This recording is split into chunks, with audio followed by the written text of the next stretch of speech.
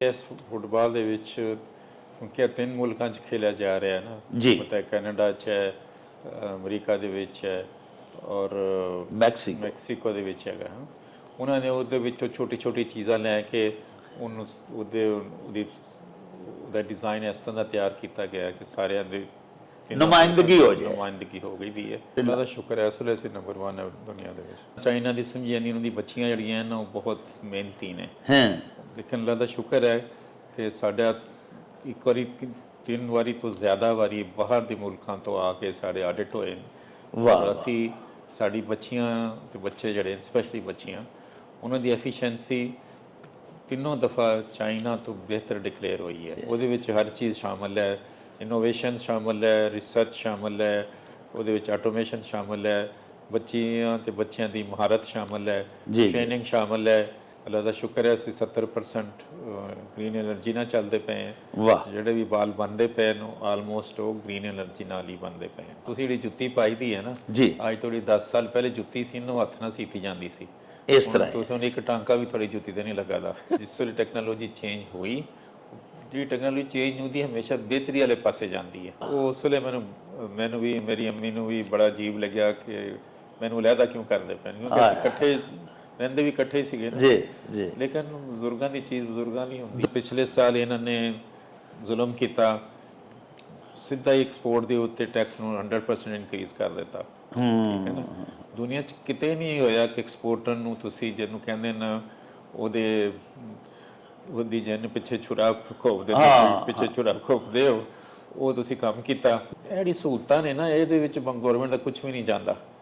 ਸਿਰਫ ਉਹਨਾਂ ਨੇ ਰੈਗੂਲੇਸ਼ਨਾਂ ਜਿਹੜੀਆਂ ਖਾਮਖਾਹ ਦੀਆਂ FBI ਨੇ ਲਾਈਆਂ ਦੀਆਂ ਉਹ ਤੇ ਕਮ ਸੇ ਕਮ ਰਿਡਿਊਸ ਕਰਨ, ਸਹੂਲਤਾਂ ਦੇਣ ਲੋਕਾਂ ਨੂੰ ਔਰ ਉਹਨਾਂ ਨੂੰ ਲੈ ਕੇ ਅੱਗੇ ਚੱਲਣ। ਸਾਡੀ ਜਿਹੜੀ ਬਿਊਰੋਕ੍ਰੇਸੀ ਹੈ ਨਾ, ਜਦ ਤੱਕ ਬਿਊਰੋਕ੍ਰੇਸੀ ਸਪੈਸ਼ਲੀ ਤਾਂ ਬਿਊਰੋਕ੍ਰੇਸੀ ਜਿਹੜੀ ਇਸਲਾਮਾਬਾਦ 'ਚ ਬੈਠੀ ਦੀ ਹੈ ਉਹਨਾਂ ਨੂੰ ਅਹਿਸਾਸ ਨਹੀਂ ਹੋਏਗਾ ਕਿ ਐਕਸਪੋਰਟ ਬਗੈਰ ਵਧਿਆ ਮੁਲਕ ਤਰੱਕੀ ਨਹੀਂ ਕਰ ਸਕਦਾ, ਨਾ ਕਦੇ ਕੀਤਾ ਹੈਗਾ। ਠੀਕ ਹੈ ਨਾ, ਤਾਂ ਅਸੀਂ ਉਹਦੇ ਵਿੱਚ ਹਿੱਸਾ ਪਾਉਣਾ ਹੈ ਕਿ ਨਾ ਕਿ ਸਾਡਾ ਖੂਨ ਨਿਚੋੜਨਾ ਹੈਗਾ। ਜਦ ਤੱਕ ਉਹ ਵਾਲਾ ਕੰਮ ਨਹੀਂ ਕਰਨਗੇ ਐਕਸਪੋਰਟ ਨਹੀਂ ਵੱਧ ਸਕਦੀ। FBI ਜਿਹੜੇ ਲੋਕ ਬੈਠੇ ਜਿਹੜੇ ਐਕਚੁਅਲੀ ਕਾਨੂੰਨ ਬਣਾਉਂਦੇ ਹੈਗੇ ਟੈਕਸੇਸ਼ਨ ਦੇ ਪਾਲਿਸੀ ਮੇਕਰਸ ਹੈਗੇ ਉਹਨਾਂ ਦਾ ਜ਼ਿਆਦਾ ਮਸਲਾ ਹੈਗਾ।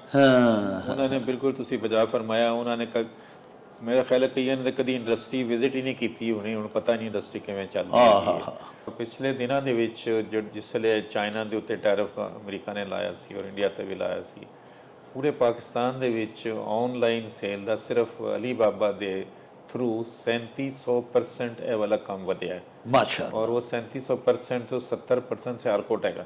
ਇਹ ਵਾਲੀ ਤਾਲੀਮ ਲਵੋ ਕਿ ਜਿਹੜੀ ਤਾਲੀਮ ਜਿਹੜੀ ਹੈ ਉਹਦੇ ਨਾਲ ਥੋੜ੍ਹੇ ਜਿਹੇ ਪੈਸਿਆਂ ਨਾਲ ਤੁਸੀਂ ਆਪਣੇ ਪੈਰਾਂ ਦੇ ਉੱਤੇ ਆਪ ਹੀ ਖਲੋ ਸਕੋ।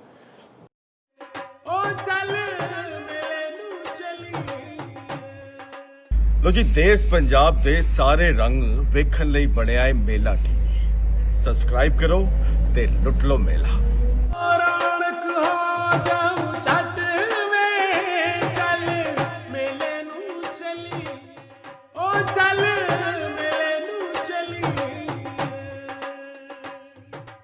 ਬਿਸਮਿल्लाहिर्रहमानिर्रहीम। ਸ਼ੁਰੂ ਖੁਦਾ ਦੇ ਨਾਮੋਂ ਜਿਸ ਦਾ ਜੋੜ ਜਵਾਬ ਨਾ ਕੋਈ, ਜਿਸ ਦੀ ਰਹਿਮਤ ਬਖਸ਼ਿਸ਼ ਵਾਲਾ ਅੰਤ ਹਿਸਾਬ ਨਾ ਕੋਈ।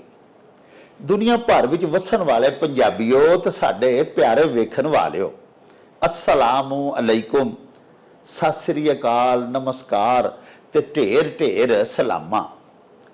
ਸਾਹਿਬੋ, ਅੱਜ ਅਸੀਂ ਤੁਹਾਨੂੰ ਆਪਣੇ ਜਿਸ ਉਚੇਚੇ ਪ੍ਰਾਹੁਣੇ ਦੇ ਨਾਲ ਮਿਲਵਾ ਰਹੇ ਹਾਂ ਉਹ ਮਾਸ਼ਾਅੱਲਾ ਸਾਡੇ ਪਿਆਰੇ ਪਾਕਿਸਤਾਨ ਦੀ ਬੜੀ ਕਾਬਲੇ ਫਖਰ ਔਰ ਬੜੀ ਹਰ ਦਿਲ ਅਜ਼ੀਜ਼, ਬੜੇ ਮਕਬੂਲ ਆਮ ਸ਼ਖਸੀਅਤ ਨੇ। ਪਿਆਰਿਓ, ਨਾਮੇ ਨਾਮੀ ਹੈ ख्वाजा मसूद अख्तर।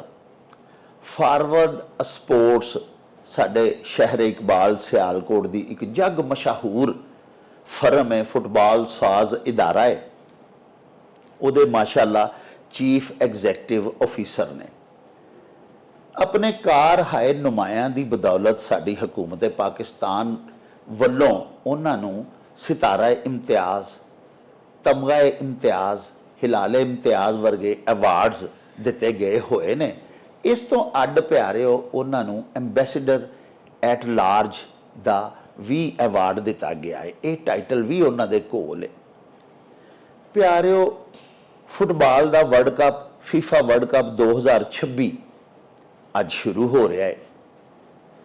ਸਾਡੀ ਟੀਮ ਫੁੱਟਬਾਲ ਦੀ ਤੇ ਨਹੀਂ ਵਰਲਡ ਕੱਪ ਦੇ ਵਿੱਚ ਹਿੱਸਾ ਲੈਂਦੀ, ਲੇਕਿਨ ਸਾਡਾ ਇਹ ਇਜ਼ਾਜ਼ ਹੈ ਸਾਡੇ ਵਤਨ ਦਾ, ਸ਼ਹਿਰ ਇਕਬਾਲ ਦਾ, ਕਿ ਮੁਸਲਸਲ ਪਿਛਲੇ 4 ਵਰਲਡ ਕੱਪ ਜਿਹੜੇ ਹੋਏ ਨੇ, 2014 ਦਾ, 2018 ਦਾ, 2022 ਦਾ ਔਰ ਹੁਣ 2026 ਦਾ, ਇਹਦੇ ਵਿੱਚ ਸਾਡੇ ਅੱਜ ਦੇ ਉਚੇਚੇ ਪ੍ਰਾਹੁਣੇ ਖਾਜਾ ਮਸੂਦ ਅਖਤਰ ਸਾਹਿਬ ਦੀ ਫਰਮ ਫਾਰਵਰਡ ਸਪੋਰਟਸ ਦਾ ਤਿਆਰ ਕੀਤਾ ਗਿਆ ਹੋਇਆ ਫੁੱਟਬਾਲ ਖੇਡਿਆ ਜਾਂਦਾ ਹੈ।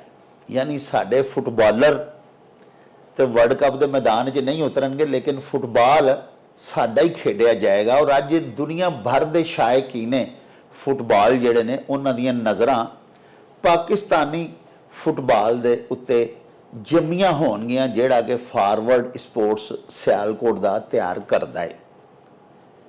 ਸਾਡੇ ਨਾਲ ਮੌਜੂਦ ਨੇ ਚੀਫ ਐਗਜ਼ੈਕਟਿਵ ਫਾਰਵਰਡ ਸਪੋਰਟਸ ਖਵਾਜਾ ਮਸੂਦ ਅਖਤਰ। ਆਓ ਤੁਹਾਨੂੰ ਉਹਨਾਂ ਦੇ ਨਾਲ ਮਿਲਵਾਨੇ ਆ ਤੇ ਉਹਨਾਂ ਦੀ ਜ਼ਾਤੀ ਹਯਾਤੀ ਬਾਰੇ ਜਾਣਕਾਰੀ ਉਹਨਾਂ ਦੀ ਜ਼ੁਬਾਨੀ ਤੁਹਾਨੂੰ ਦਿਲਵਾਨੇ ਆ, ਤੇ ਕਾਮਯਾਬੀਆਂ ਦੇ ਉਹ ਸਫ਼ਰ, ਉਹ ਜ਼ੀਨੇ ਜਿਹੜੇ ਉਹਨਾਂ ਤੈਅ ਕੀਤੇ, ਉਹਨਾਂ ਬਾਰੇ ਵੀ ਤੁਹਾਨੂੰ ਆਗਾਹੀ ਦੇਣੇ ਆ। अस्सलाम वालेकुम जनाब खाया साहब। वालेकुम अस्सलाम व रहमतुल्लाहि व खाया साहब, ਤੁਹਾਨੂੰ ਸਭ ਤੋਂ ਪਹਿਲੇ ਤੇ ਬੜੀ ਬੜੀ ਮੁਬਾਰਕਬਾਦ। ਅੱਲਾਹ ਪਾਕ ਨੇ ਤੁਹਾਨੂੰ ਚੁਣਿਆ ਔਰ ਅੱਲਾਹ ਪਾਕ ਨੇ ਤੁਹਾਨੂੰ ਤੇ ਇੱਜ਼ਤ ਦਿੱਤੀ, ਲੇਕਿਨ ਤੁਹਾਡੀ ਵਸਾਤਤ ਦੇ ਨਾਲ ਸਾਡੇ ਪਾਕਿਸਤਾਨ ਨੂੰ, ਸਾਨੂੰ ਅੱਲਾਹ ਪਾਕ ਨੇ ਬੜੀ ਇੱਜ਼ਤ ਦਿੱਤੀ। ਇਹ ਦੱਸੋ ਮੇਰੇ ਆਕਾ ਸਭ ਤੋਂ ਪਹਿਲੇ ਕਿ ਇਹ ਜਿਹੜਾ ਫੁੱਟਬਾਲ ਹੈ, ਸੁਣਿਆ 3 ਮੁਲਕ ਇਸ ਵਰਲਡ ਕੱਪ ਦੀ ਮੇਜ਼ਬਾਨੀ ਕਰ ਰਹੇ ਨੇ, ਔਰ ਇਹ ਜਿਹੜਾ ਫੁੱਟਬਾਲ ਜਨਾਬ ਨੇ ਤਿਆਰ ਕੀਤਾ ਹੈ, ਇਹਦਾ ਨਾਂ ਕੀ ਹੈ? ਕਿਉਂਕਿ ਇਹਦੇ ਨਾਂ ਦੇ ਵਿੱਚ ਵੀ ਸੁਣਿਆ ਕਿ 3 ਮੁਲਕਾਂ ਦੀ ਕੁਝ ਝੰਡੇ ਵੀ ਉਹਦੇ ਤੁਸੀਂ ਉੱਤੇ ਡਿਜ਼ਾਈਨ ਕੀਤੇ ਨੇ, ਤੇ ਉਹਨਾਂ 3 ਮੇਜ਼ਬਾਨ ਮਮਾਲਿਕ ਜਿਹੜੇ ਨੇ ਉਹਨਾਂ ਦਾ ਕੁਝ ਉਹਦੇ ਵਿੱਚ ਨਜ਼ਰ ਵੀ ਆਉਂਦਾ ਹੈ ਤੁਹਾਡੇ ਤਿਆਰ ਕਰਦਾ ਫੁੱਟਬਾਲ ਦੇ ਵਿੱਚ। ਉਹਦਾ ਥੋੜਾ ਪਹਿਲੇ ਦੱਸੋ ਸਾਨੂੰ। ਇਸ ਫੁੱਟਬਾਲ ਦੇ ਵਿੱਚ ਕਿਉਂਕਿ 3 ਮੁਲਕਾਂ 'ਚ ਖੇਡਿਆ ਜਾ ਰਿਹਾ ਹੈ ਨਾ ਜੀ, ਪਤਾ ਹੈ, ਕੈਨੇਡਾ 'ਚ ਹੈ, ਅਮਰੀਕਾ ਦੇ ਵਿੱਚ ਹੈ ਔਰ ਮੈਕਸੀਕੋ ਦੇ ਵਿੱਚ ਹੈਗਾ। ਉਹਨਾਂ ਨੇ ਉਹਦੇ ਵਿੱਚੋਂ ਛੋਟੀ ਛੋਟੀ ਚੀਜ਼ਾਂ ਲੈ ਕੇ ਉਹਨੂੰ ਉਹਦਾ ਡਿਜ਼ਾਈਨ ਇਸ ਤਰ੍ਹਾਂ ਦਾ ਤਿਆਰ ਕੀਤਾ ਗਿਆ ਕਿ ਸਾਰਿਆਂ ਦੀ ਨੁਮਾਇੰਦਗੀ ਹੋ ਗਈ ਦੀ ਹੈ ਔਰ ਬਿਹਤਰੀਨ ਬਹੁਤ ਹੀ ਖੂਬਸੂਰਤ ਬਾਲ ਡਿਜ਼ਾਈਨ ਹੋਇਆ ਹੈ ਮਾਸ਼ਾਅੱਲਾ। ਔਰ ਅੱਲਾਹ ਦਾ ਸ਼ੁਕਰ ਹੈ ਕਿ ਉਹ ਜ਼ਾਹਿਰ ਹੈ ਕਿ ਡਿਜ਼ਾਈਨ ਤੇ ਜ਼ਾਹਿਰ ਜਰਮਨ ਕੰਪਨੀ ਨੇ ਕੀਤਾ, ਉਹਦੇ ਨਾਲ ਅਸੀਂ ਮਿਲ ਕੇ, ਲੇਕਿਨ ਮੇਨ ਉਹਨਾਂ ਦਾ ਹਿੱਸਾ ਸੀ। ਤੇ ਉਹ ਮਲਟੀ ਕਲਰ ਬਾਲ ਹੈ ਔਰ ਇਸ ਵਕਤ ਇੰਤਹਾਈ ਪਾਪੂਲਰ ਹੈਗਾ। ਮੇਰਾ ਖਿਆਲ ਹੈ ਸਾਰੀ ਦੁਨੀਆ ਦੇ ਵਿੱਚ ਇਸ ਵੇਲੇ ਸੇਲ ਤੇ ਚਲਾ ਗਿਆ ਤਾਂ ਔਰ ਬੜੀ ਤਾਦਾਦ ਦੇ ਵਿੱਚ ਲੋਕ ਥੋਥੀ ਲੈਂਦੇ ਪਏ। ਅੱਛਾ ਖਾਇਆ ਸਾਹਿਬ, ਤੁਹਾਡਾ ਜਿਹੜਾ ਇਦਾਰਾ ਹੈ ਮਾਸ਼ਾਅੱਲਾ ਫਾਰਵਰਡ ਸਪੋਰਟਸ, ਇਹ ਅਲਹਮਦੁਲਿਲਾ ਪਾਕਿਸਤਾਨ ਦਾ ਤੇ ਸਭ ਤੋਂ ਵੱਡਾ ਫੁੱਟਬਾਲ ਸਾਜ਼ ਇਦਾਰਾ ਹੈ ਹੀ ਹੈ, ਤੇ ਵਰਲਡ ਦੀ ਰੈਂਕਿੰਗ ਦੇ ਵਿੱਚ ਵੀ ਸਭ ਤੋਂ ਟਾਪ ਤੇ ਤੁਸੀਂ ਹੋਈ ਹੋ ਅਲਹਮਦੁਲਿਲਾ। ਦਾ ਸ਼ੁਕਰ ਹੈ, ਇਸ ਵੇਲੇ ਅਸੀਂ ਨੰਬਰ 1 ਹੈ ਦੁਨੀਆ ਦੇ ਵਿੱਚ। ਨੰਬਰ 1 ਸਰ, ਉਹ ਨੰਬਰ 1 ਜਿਹੜਾ ਨਾ ਜੀ, ਉਹ ਥੋੜਾ ਜਿਹਾ ਉਹਦੀ ਇਮਤਿਆਜ਼ੀ ਸਾਨੂੰ ਗੱਲਾਂ ਦੱਸੋ ਨਾ, ਕਿ ਅੱਲਾਹ ਪਾਕ ਨੇ ਜਿਹੜਾ ਤੁਹਾਨੂੰ ਟੌਪ ਤੇ ਰੱਖਿਆ ਹੈ ਸਾਰੇ ਵਰਲਡ ਦੇ ਵਿੱਚ, ਉਹ ਤੁਹਾਡੇ ਡਿਜ਼ਾਈਨ ਨੇ, ਤੁਹਾਡੀ ਟੈਕਨੀਕ ਹੈ, ਜਾਂ ਤੁਹਾਡੇ ਫੁੱਟਬਾਲ ਦੀਆਂ ਉਹ ਖਸੂਸੀਆਤ ਕਿਹੜੀਆਂ ਨੇ, ਕੁਆਲਿਟੀਜ਼ ਕਿਹੜੀਆਂ ਨੇ ਜਿਹੜੀਆਂ ਤੁਹਾਨੂੰ ਨੰਬਰ 1 ਬਣਾਉਂਦੀਆਂ ਨੇ? ਦੇਖੋ ਜੀ, ਇਹ ਫੁੱਟਬਾਲ ਦੀ ਖਸੂਸੀਆਤ ਵਿੱਚ ਹੈ, ਲੇਕਿਨ ਅਸਲ ਇਹਦੇ ਵਿੱਚ ਬੇਸ਼ੁਮਾਰ ਚੀਜ਼ਾਂ ਸ਼ਾਮਲ ਨੇ ਜੀ। ਮਿਸਾਲ ਦੇ ਤੌਰ ਦੇ ਉੱਤੇ ਦੇਖਣਾ, ਚਾਈਨਾ ਦੀ ਐਫੀਸ਼ੀਐਂਸੀ ਸਮਝੀ ਜਾਂਦੀ ਹੈ ਕਿ ਦੁਨੀਆ ਦੀ ਟਾਪ ਦੀ ਐਫੀਸ਼ੀਐਂਸੀ ਹੈ। ਬਿਲਕੁਲ, ਤੁਸੀਂ ਉਹਨਾਂ ਨੂੰ ਜਦ ਤੱਕ ਬੀਟ ਨਹੀਂ ਕਰੋਗੇ ਤੁਸੀਂ ਅੱਗੇ ਨਹੀਂ ਜਾ ਸਕਦੇ ਜੀ, ਠੀਕ ਹੈ ਨਾ। ਇਸ ਤਰ੍ਹਾਂ ਚਾਈਨਾ ਦੀ ਸਮਝੀ ਜਾਂਦੀ, ਉਹਨਾਂ ਦੀ ਬੱਚੀਆਂ ਜਿਹੜੀਆਂ ਨੇ ਉਹ ਬਹੁਤ ਮਿਹਨਤੀ ਨੇ। ਲੇਕਿਨ ਅੱਲਾ ਦਾ ਸ਼ੁਕਰ ਹੈ ਕਿ ਸਾਡਾ ਇੱਕ ਵਾਰੀ 3 ਵਾਰੀ ਤੋਂ ਜ਼ਿਆਦਾ ਵਾਰੀ ਬਾਹਰ ਦੇ ਮੁਲਕਾਂ ਤੋਂ ਆ ਕੇ ਸਾਡੇ ਆਡਿਟ ਹੋਏ ਨੇ। ਅਸੀਂ ਸਾਡੀ ਬੱਚੀਆਂ ਤੇ ਬੱਚੇ ਜਿਹੜੇ ਸਪੈਸ਼ਲੀ ਬੱਚੀਆਂ, ਉਹਨਾਂ ਦੀ ਐਫੀਸ਼ੀਐਂਸੀ 3 ਦਫਾ ਚਾਈਨਾ ਤੋਂ ਬਿਹਤਰ ਡਿਕਲੇਅਰ ਹੋਈ ਹੈ ਅਲਹਮਦੁਲਿਲਾ। ਇਹਦਾ ਮਤਲਬ ਹੈ ਕਿ ਸਾਡੀ ਬੱਚੀਆਂ ਮਿਹਨਤ ਦੇ ਲਿਹਾਜ਼ ਨਾਲ, ਹੁਨਰ ਦੇ ਲਿਹਾਜ਼ ਨਾਲ ਦੁਨੀਆ ਦੀ ਕਿਸੇ ਬੱਚੀ ਤੋਂ ਘੱਟ ਨਹੀਂ ਹੈਗੀਆਂ। ਵਾਹ। ਔਰ ਦੂਸਰੀ ਗੱਲ ਹੈ ਕਿ ਇਹਦੇ ਵਿੱਚ ਸਿਰਫ ਇਹ ਨਹੀਂ ਹੁੰਦਾ, HR ਤੇ ਹੈ ਹੀ ਹੈ, ਦੂਸਰਾ ਫਿਰ ਇਹਦੇ ਵਿੱਚ ਤੁਸੀਂ ਆਟੋਮੇਸ਼ਨ ਕਿੰਨੀ ਕੁ ਲਿਆਂਦੀ ਦੀ ਹੈ ਜੀ, ਦੇਖੋ ਨਾ, ਦੁਨੀਆ ਚੇਂਜ ਹੁੰਦੀ ਪਈ ਹੈ ਜੀ ਹਰ ਇੱਕ ਚੀਜ਼ ਬਦਲਦੀ ਪਈ ਹੈ ਜੀ ਅਗਰ ਤੁਸੀਂ ਆਪਣੇ ਕੰਮ ਕਰਨ ਦੇ ਤਰੀਕੇ ਅੰਦਾਜ਼ ਸਿਸਟਮ ਨੂੰ ਚੇਂਜ ਨਹੀਂ ਕਰੋਗੇ ਤੇ ਪਿੱਛੇ ਰਹਿ ਜਾਓਗੇ ਕਿਸੇ ਨੇ ਪਿੱਛੇ ਪਰਤ ਨਹੀਂ ਤੱਕਣਾ ਵਾਹ ਕਿ ਤੁਸੀਂ ਪਹਿਲੇ ਬੜਾ ਚੰਗਾ ਕੰਮ ਕਰਦੇ ਸੀਗੇ ਜੀ ਜੀ ਤੇ ਜਨਾਬ ਬਿਸਮਿਲ੍ਲਾ ਹੁਣ ਵੀ ਕਰੋ ਹਾਂ ਯਾਨੀ ਤੁਹਾਡਾ ਮਤਲਬ ਹੈ ਕਿ ਵੇਲੇ ਦੇ ਨਾਲ ਨਾਲ ਦੁਨੀਆ ਦੀ ਡਿਮਾਂਡ ਦੇ ਮੁਤਾਬਕ ਤੁਸੀਂ ਉਹਨੂੰ ਅਪਗ੍ਰੇਡ ਕੀਤੀ ਗਏ ਹੋ ਅਪਗ੍ਰੇਡ ਕਰਨ ਤੋਂ ਇਲਾਵਾ ਤੁਹਾਨੂੰ ਜਿਸ ਲਈ ਚਾਈਨਾ ਨੂੰ ਬੀਟ ਕਰਨਾ ਹੁੰਦਾ ਹੈ ਨਾ ਹਾਂ ਉਸ ਨੂੰ ਤੁਹਾਨੂੰ ਜ਼ਰਾ ਫਾਸਲੇ ਨਾਲ ਬੀਟ ਕਰਨਾ ਪੈਂਦਾ ਹੈ ਹਾਂ ਛੋਟੇ ਜਿਹੇ ਵਜਨ ਨਾਲ ਫਿਰ ਤੁਹਾਡੇ ਕੋਲ ਕੋਈ ਨਹੀਂ ਆਂਦਾ ਤੁਹਾਨੂੰ ਲਾਜ਼ਮੀ ਬਾਤ ਹੈ ਕਿ ਚੰਗੇ ਪੈਂਡੇ ਦੇ ਨਾਲ ਬੀਟ ਕਰਨਾ ਪੈਂਦਾ ਹੈ ਵਾਹ ਵਾਹ ਜਦੋਂ ਤੁਸੀਂ ਉਹ ਬੀਟ ਕਰੋਗੇ ਫਿਰ ਹੀ ਪਾਕਿਸਤਾਨ ਵੱਲ ਜਾਂ ਤੁਹਾਡੇ ਵੱਲ ਕੋਈ ਤਵੱਜੋ ਕਰੇਗਾ ਜੀ ਜੀ ਉਹਦੇ ਵਿੱਚ ਹਰ ਚੀਜ਼ ਸ਼ਾਮਲ ਹੈ ਇਨੋਵੇਸ਼ਨ ਸ਼ਾਮਲ ਹੈ ਰਿਸਰਚ ਸ਼ਾਮਲ ਹੈ ਉਹਦੇ ਵਿੱਚ ਆਟੋਮੇਸ਼ਨ ਸ਼ਾਮਲ ਹੈ ਬੱਚੀਆਂ ਤੇ ਬੱਚਿਆਂ ਦੀ ਮਹਾਰਤ ਸ਼ਾਮਲ ਹੈ ਟ੍ਰੇਨਿੰਗ ਸ਼ਾਮਲ ਹੈ ਔਰ ਦੂਸਰੀ ਸਭ ਤੋਂ ਵੱਡੀ ਚੀਜ਼ ਹੈ ਕਿ ਜਿਹੜੀ ਤੁਸੀਂ ਬਿਜਲੀ ਇਸਤੇਮਾਲ ਕਰਦੇ ਹੋ ਨਾ ਜੀ ਜੀ ਉਹਦੀ ਉਹ ਜਿਹਨੂੰ ਅਸੀਂ ਕਹਿੰਦੇ ਸੋਲਰ ਸਿਸਟਮ ਹੋਣਾ ਚਾਹੀਦਾ ਹੈ ਸਰ ਜਿਹੜੀ એનર્ਜੀ ਹੈ ਉਹ ਗ੍ਰੀਨ એનર્ਜੀ ਹੋਣੀ ਚਾਹੀਦੀ ਹੈ ਅੱਲਾ ਦਾ ਸ਼ੁਕਰ ਹੈ ਅਸੀਂ 70% ਗ੍ਰੀਨ એનર્ਜੀ ਨਾਲ ਚੱਲਦੇ ਪਏ ਹਾਂ ਵਾਹ ਜਿਹੜੇ ਵੀ ਬਾਲ ਬਣਦੇ ਪਏ ਨੇ ਆਲਮੋਸਟ ਉਹ ਗ੍ਰੀਨ એનર્ਜੀ ਨਾਲ ਹੀ ਬਣਦੇ ਪਏ ਨੇ ਵਾਹ ਠੀਕ ਹੈ ਨਾ ਤਾਂ ਹਰ ਇੱਕ ਚੀਜ਼ ਦੇ ਵਿੱਚ ਤੁਹਾਨੂੰ ਜਿਹਨੂੰ ਕਹਿੰਦੇ ਨੇ ਐਕਸੈਲ ਕਰਕੇ ਵੱਧ ਕੇ ਅਗਲੇ ਤੋਂ ਵਧੋਗੇ ਤਾਂ ਫਿਰ ਹੋਣਾ ਸਿਰਫ ਇੱਕ ਚੀਜ਼ ਦੇ ਵਿੱਚ ਉਹਦਾ ਦਾ ਕੋਈ ਮਕਸਦ ਨਹੀਂ ਹੈਗਾ ਵਾਹ ਯਾਨੀ ਕਿ ਕਿਸੇ ਇੱਕ ਹਵਾਲੇ ਨਾਲ ਨਹੀਂ ਅੱਲਾਹ ਪਾਕ ਦੇ ਕਰਮ ਨਾਲ ਹਰ ਹਵਾਲੇ ਨਾਲ ਤੁਸੀਂ ਬਿਹਤਰੀ ਦਿਖਾਈ ਤਾਂ ਅੱਲਾਹ ਪਾਕ ਨੇ ਫਿਰ ਟੌਪ ਤੇ ਸਾਨੂੰ ਖੜਿਆ ਅੱਲਾਹ ਦਾ ਇਹਸਾਨ ਹੈ ਅੱਲਾਹ ਪਾਕ ਦਾ ਇਹਸਾਨ ਅੱਛਾ ਖਾਇਆ ਸਾਹਿਬ ਇੱਕ ਵੇਲਾ ਸੀ ਜਦੋਂ ਅਸੀਂ ਛੋਟੇ ਸਾਂ ਤੇ ਤੁਸੀਂ ਵੀ ਛੋਟੇ ਸੋ ਉਦੋਂ ਤੇ ਖਾਇਆ ਸਾਹਿਬ ਮੇਰੇ ਆਕਾ ਜਿਹੜੇ ਸਾਡੇ ਫੁੱਟਬਾਲ ਨੇ ਸਾਨੂੰ ਯਾਦ ਹੈ ਸਿਆਲਕੋਟ ਔਰ ਸਿਆਲਕੋਟ ਦੇ ਗਿਰਦੋ ਨਵਾਹ ਦੇ ਸਾਰੇ ਦਿਹਾਤ ਦੇ ਵਿੱਚ ਹੈਂਡਮੇਡ ਫੁੱਟਬਾਲ ਬਣਦੇ ਸਨ ਸਟਿਚਿੰਗ ਕਰਦੀਆਂ ਸਨ ਬੱਚੀਆਂ ਸਾਡੀਆਂ ਔਰ ਬੜੇ ਗਰੀਬਾਂ ਨੂੰ ਉਦੋਂ ਵੀ ਰਿਜ਼ਕ ਰੋਜ਼ੀ ਮਿਲਦੀ ਸੀ ਫੁੱਟਬਾਲ ਦੀ ਸਿਰਫ ਇੰਡਸਟਰੀ ਦੀ ਵਜ੍ਹਾ ਨਾਲ ਹੁਣ ਵੀ ਸਰ ਆਇਆ ਹੈਂਡਮੇਡ ਹੀ ਫੁੱਟਬਾਲ ਬਣਦੇ ਨੇ ਜਾਂ ਹੁਣ ਕੋਈ ਅਦਰ ਕੋਈ ਸਿੰਥੈਟਿਕ ਵਗੈਰਾ ਤਰੀਕੇ ਨੇ ਜਾਂ ਲੈਦਰ ਇਸਤੇਮਾਲ ਕਹਿੰਦੇ ਨੇ ਹੁਣ ਨਹੀਂ ਹੁੰਦਾ ਹੁਣ ਕੋਈ ਹੋਰ ਚੀਜ਼ ਹੁੰਦੀ ਹੈ ਉਹਦਾ ਕੀ ਹੁੰਦਾ ਜਿਹੜੀ ਮੈਂ ਗੱਲ ਪਹਿਲੇ ਕੀਤੀ ਨਾ ਕਿ ਦੁਨੀਆ ਚੇਂਜ ਹੁੰਦੀ ਪਈ ਹੈ ਵਾਹ ਤੁਸੀਂ ਜਿਹੜੀ ਜੁੱਤੀ ਪਾਈ ਦੀ ਹੈ ਨਾ ਜੀ ਅੱਜ ਤੋਂ 10 ਸਾਲ ਪਹਿਲੇ ਜੁੱਤੀ ਸੀ ਨੂੰ ਹੱਥ ਨਾਲ ਸੀਤੀ ਜਾਂਦੀ ਸੀ ਇਸ ਤਰ੍ਹਾਂ ਤੁਸੀਂ ਹੁਣ ਇੱਕ ਟਾਂਕਾ ਵੀ ਤੁਹਾਡੀ ਜੁੱਤੀ ਤੇ ਨਹੀਂ ਲੱਗਾ ਹਾਂ ਇਸ ਤਰ੍ਹਾਂ ਹਰ ਚੀਜ਼ ਬਦਲਦੀ ਪਈ ਹੈ ਅਗਰ ਤੁਸੀਂ ਤੱਕੋਗੇ ਕਿ ਜਨਾਬ ਉਹ ਉਸ ਵੇਲੇ ਹੈਂਡਮੇਡ ਸੀ ਹੈਂਡਮੇਡ ਦੇ ਵਿੱਚ ਵੀ ਸਾਰੇ ਕੁਆਲਿਟੀਆਂ ਹੁੰਦੀਆਂ ਲੇਕਿਨ ਆਹਿਸਤਾ ਆਹਿਸਤਾ ਚੀਜ਼ ਬਦਲਦੀ ਗਈ ਹੁਣ ਜ਼ਮਾਨਾ ਆ ਗਿਆ ਹੈ ਸੀਮਲੈਸ ਦਾ ਮਤਲਬ ਜਿਹੜਾ ਵਾਲ ਹੈ ਇਹਦੇ 'ਚ ਇੱਕ ਟਾਂਕਾ ਵੀ ਨਹੀਂ ਲੱਗਦਾ ਉਹਦੇ ਨਾਲ ਜ਼ਾਹਿਰ ਹੈ ਕਿ ਫਰਕ ਪੈਂਦਾ ਹੈ ਇੱਕ ਤਾਂ ਵਾਲ ਨਰਮ ਹੋ ਜਾਂਦਾ ਹੈ ਦੂਸਰਾ ਈਵਨ ਬਾਰਿਸ਼ ਦੇ ਵਿੱਚ ਜਾਂ ਬਰਫ਼ 'ਚ ਵੀ ਖੇਡਿਆ ਜਾਏ ਤੇ ਪਾਣੀ ਨਹੀਂ ਚੁੱਕਦਾ ਵਾਲ ਦੀ ਵਜ਼ਨ ਉਹਦੀ ਪਰਫਾਰਮੈਂਸ ਇੱਕੋ ਜਿਹੀ ਰਹਿੰਦੀ ਹੈ ਵਾਹ ਵਾਹ ਜਿਹੜਾ ਹੱਥ ਨਾਲ ਸੀਂਦਾ ਸੀ ਤੁਹਾਨੂੰ ਪਤਾ ਸੁਰਾਖ ਹੋਏ ਦਿਨ ਉਹਦੇ ਵਿੱਚ ਪਾਣੀ ਨੇ ਟੁਰ ਜਾਣਾ ਹੈ ਬਰਫ਼ ਦੀ ਵਿੱਚ ਚਲਾ ਜਾਏਗਾ ਵਾਲ ਭਾਰੀ ਹੋ ਜਾਏਗਾ ਜੋ ਵੀ ਸੀ ਅਸਲ ਮਕਸਦ ਹੈ ਕਿ ਜਿਸ ਵੇਲੇ ਟੈਕਨੋਲੋਜੀ ਚੇਂਜ ਹੋਈ ਜਿਹੜੀ ਟੈਕਨੋਲੋਜੀ ਚੇਂਜ ਹੁੰਦੀ ਹਮੇਸ਼ਾ ਬਿਹਤਰੀ ਵਾਲੇ ਪਾਸੇ ਜਾਂਦੀ ਹੈ ਸਰ ਜਿੱਦਾਂ ਮੈਂ ਤੁਹਾਨੂੰ ਜੁੱਤੀ ਦੀ ਮਿਸਾਲ ਦਿੱਤੀ ਹੈ ਅੱਜ ਤੋਂ ਪਹਿਲੇ ਵਾਲੀ ਜੁੱਤੀ ਜਿਹੜੀ ਹੱਥ ਨਾਲ ਸੀਤੀ ਗਈ ਸੀ ਧੋੜੀ ਦਾ ਉਹਦੇ ਉੱਤੇ ਸੋਲ ਹੁੰਦਾ ਸੀ ਉਹ ਤੇ ਤੁਸੀਂ ਮੇਰੇ ਖਿਆਲ 2 ਕਦਮ ਨਹੀਂ ਚੱਲ ਸਕਦੇ ਹੁਣ ਪਾ ਕੇ ਉਸ ਵੇਲੇ ਸਾਰੀ ਦੁਨੀਆ ਉਹੀ ਪਾਉਂਦੀ ਸੀ ਐਡਿਕਸ਼ਨ ਸੀ ਉਦੋਂ ਉਹਦੀ ਆਦਤ ਸੀ ਉਹੀ ਚੀਜ਼ ਅਵੇਲੇਬਲ ਸੀ ਨਾ ਜੋ ਸੀ ਉਹਦੇ ਨਾਲ ਹੀ ਜਾਣਾ ਸੀ ਨਾ ਉਦੋਂ ਖਾਇਆ ਸਾਹਿਬ ਸਾਡੇ ਫੁੱਟਬਾਲ 'ਚ ਵਹਾਅ ਘਟ ਜਾਂਦੀ ਸੀ ਤੇ ਫਿਰ ਅਸੀਂ ਉਹ ਸਾਈਕਲ ਵਾਲੇ ਪੰਪ ਨਾਲ ਭਰ ਲੈਂਦੇ ਹੁੰਦੇ ਹਾਂ ਤੇ ਹੁਣ ਇਹਦੇ 'ਚ ਵਹਾਅ ਵੀ ਭਰਦੇ ਹੋਗੇ ਨਹੀਂ ਜਿਹੜਾ ਸੀ ਇੱਕ ਛੋਟਾ ਬਾਲ ਬਣਾਇਆ ਦਾ ਜੀ ਜਿਹੜਾ ਬੱਚਿਆਂ ਵਾਸਤੇ ਵੀ ਹੈ ਤੇ ਪ੍ਰੈਕਟਿਸ ਵੀ ਉੱਤੇ ਕਰਦੇ ਹਨ ਜੀ ਉਹ ਉਹਨੂੰ 에ਅਰਲੈਸ ਬਣਾਇਆ ਉਹ 'ਚ ਹਵਾ ਦੀ ਜ਼ਰੂਰਤ ਹੀ ਨਹੀਂ ਹੈਗੀ ਅੱਛਾ ਤੁਸੀਂ ਕਦੀ ਵੀ ਨਹੀਂ ਵਾਪਰਨੀ ਇਹਨਾਂ ਦੇ ਵਿੱਚ ਹੈ ਲੇਕਿਨ ਇਹ ਬਲੇਡਰ ਜਿਹੜੇ ਨਾ ਇਹ ਮੁxtਲਿਫ ਬਲੇਡਰ ਨੇ ਮਤਲਬ ਮੁxtਲਿਫ ਕਿਸਮ ਦੇ ਇਹਦੇ ਵਿੱਚ ਵੀ ਕਮ ਅਜ਼ ਕਮ 4-5 ਹਫ਼ਤੇ ਜ਼ਰੂਰਤ ਨਹੀਂ ਹੈ ਵਾਪਰਨ ਦੀ ਅੱਛਾ ਜਿਸ ਲਈ ਤੁਸੀਂ ਮੈਚ ਖੇਲ ਰਹੇ ਹੋ ਤਾਂ ਪੰਪ ਕਰਨ ਦੀ ਲੋੜ ਨਹੀਂ ਪੈਂਦੀ ਉਸ ਤਰ੍ਹਾਂ ਕੋਈ ਜ਼ਰੂਰਤ ਪਏ ਤਾਂ ਥੋੜਾ ਬਹੁਤ ਕਰ ਲਵੇ ਲੇਕਿਨ ਹਰ ਚੀਜ਼ ਦਾ ਮੈਂ ਅਰਜ਼ ਕੀਤੀ ਨਾ ਉਹ ਬਲੇਡਰ ਰਹੇ ਦੇ ਹੈਗੇ ਤੇ ਨਾ ਵਾਹ ਬੜੀ ਜਿੱਦਤ ਆ ਗਈ ਇੱਕ ਚੀਜ਼ ਤੇ ਜਿੱਦਤ ਆ ਗਈ ਤੇ ਖਾਸ ਸਾਹਿਬ ਇਹਦੇ 'ਚ ਕੋਈ ਸੈਂਸਰਸ ਵੀ ਹੁੰਦੇ ਨੇ ਸੁਣਿਆ ਤੁਸੀਂ ਸੈਂਸਰ ਹੁੰਦੇ ਨੇ ਉਹ ਵਾਲੇ ਸਿਰਫ ਉਹਦੇ 'ਚ ਹੁੰਦੇ ਨੇ ਜਿਹੜੇ ਉਸ ਮੈਦਾਨ 'ਚ ਖੇਲਣ ਵਾਲੇ ਬਾਲ ਚੰਦ ਹੁੰਦੇ ਨੇ ਅੱਛਾ ਜਿਹੜੇ ਮਾਰਕੀਟ 'ਚ ਵਿਕ ਰਹੇ ਹੁੰਦੇ ਉਹਦੇ 'ਚ ਕੋਈ ਸੈਂਸਰ ਨਹੀਂ ਹੁੰਦਾ ਅੱਛਾ ਜੀ ਤੇ ਉਹ ਜਿਹੜਾ ਸੈਂਸਰ ਜਿਹੜਾ ਵਰਲਡ ਕੱਪ ਦੇ ਵਿੱਚ ਫੁੱਟਬਾਲ ਖੇਡਿਆ ਜਾਂਦਾ ਉਹ ਸੁਣਿਆ ਕੋਈ ਰੈਫਰੀ ਨੂੰ ਕੋਈ ਦਿੰਦਾ ਹੈ, ਮਤਲਬ ਮੈਸੇजेस ਵੀ? ਉਹ ਸਾਰਾ ਕੁਝ ਦਿੰਦਾ ਹੈ, ਟੈਕਨੀਕਲ ਚੀਜ਼ਾਂ ਨਾ ਮੇਰੇ ਖਿਆਲ ਇਹਦੇ ਚ ਨਾ ਪਈਏ ਤੇ ਚੰਗਾ। ਅੱਛਾ ਅੱਛਾ, ਨਹੀਂ ਉਹ ਹੈ ਤਾਂ ਤੁਹਾਡੀ ਗੱਲ ਬੁਝਾਏ, ਲੇਕਿਨ ਮੈਂ ਨਾ ਆਪਣੇ ਪਿਆਰੇ ਵੇਖਣ ਵਾਲਿਆਂ ਨੂੰ ਦੱਸਣਾ ਇਹ ਚਾਹਨਾ ਕਿ ਦੇਖੋ ਕਿਸ ਕਦਰ ਜਦੀਦ ਕੰਮ ਜਿਹੜਾ ਸਾਡੇ ਸਿਆਲਕੋਟ ਦੇ ਵਿੱਚ ਸਾਡੇ ਖਾਜਾ ਸਾਹਿਬ ਕਰ ਰਹੇ ਨੇ। ਸਿਰਫ ਇਹ ਬਾਵਰ ਕਰਵਾਉਣਾ ਚਾਹ ਰਿਹਾ, ਬਾਕੀ ਜਿਹੜੀਆਂ ਚੀਜ਼ਾਂ ਤੁਸੀਂ ਪੋਸ਼ੀਦਾ ਰੱਖਣੀਆਂ ਚਾਹੁੰਦੇ ਹੋ ਜਾਂ ਤੁਹਾਡੇ ਬਿਜ਼ਨਸ ਦੇ ਸੀਕ੍ਰੇਟਸ ਨੇ, ਅਸੀਂ ਜਨਾਬ ਉਹ ਨਹੀਂ ਫੋਲਦੇ। ਅੱਛਾ, ਇਹ ਖਾਜਾ ਸਾਹਿਬ ਦੱਸੋ ਕਿ ਤੁਸੀਂ ਆਪਣੀ ਥੋੜੀ ਜੀ ਜ਼ਾਤੀ ਹਯਾਤੀ ਬਾਰੇ ਵੀ ਨਾ ਸਾਡੇ ਵਿਊਅਰਸ ਨੂੰ ਦੱਸੋ ਨਾ, ਕਿ ਜਨਾਬ ਨੇ ਸਿਆਲਕੋਟ ਦੇ ਵਿੱਚ ਹੀ ਤੁਸੀਂ ਪੈਦਾ ਹੋਏ, ਇੱਥੇ ਹੀ ਸਾਡੀ ਸਕੂਲਿੰਗ ਹੋਈ, ਇੱਥੇ ਹੀ ਐਜੂਕੇਸ਼ਨ ਲਈ ਜਾਂ ਫਿਰ ਕਿੱਥੇ? ਥੋੜਾ ਮੇਰੇ ਅੱਬਾ ਜੀ ਵਾਲਦ ਸਾਹਿਬ ਮਿਲਟਰੀ ਚ ਸੀਗੇ, ਉਹ ਮਿਲਟਰੀ ਤੁਹਾਨੂੰ ਪਤਾ ਹੈ 2 ਸਾਲ ਕਿਤੇ 2 ਸਾਲ ਕਿਤੇ। ਹਾਂ, ਇਸੇ ਤਰ੍ਹਾਂ। ਮੇਰੀ ਪੈਦਾਇਸ਼ ਸਮੁੰਦਰੀ ਚ ਹੋਈ ਸੀ, ਫੈਸਲਾਬਾਦ ਦੇ ਕੋਲ। ਅੱਛਾ ਅੱਛਾ ਅੱਛਾ। ਤੇ ਬਾਅਦ ਚ ਖੈਰ ਮੇਰੇ ਚਾਚਾ ਹੀ ਅੱਲਾ ਬਖਸ਼ੇ ਫੈਜ਼ ਖਾਨ ਸਾਹਿਬ, ਮਸ਼ਹੂਰ ਬਿਜ਼ਨਸਮੈਨ, ਬਹੁਤ ਵੱਡੇ ਜੀ। ਉਹ ਇੱਥੇ ਸਨ ਤੇ ਮੈਂ ਇੰਜੀਨੀਅਰਿੰਗ ਕੀਤੀ, ਸਿਵਲ ਇੰਜੀਨੀਅਰਿੰਗ ਪੜ੍ਹੀ ਸੀ ਜੀ।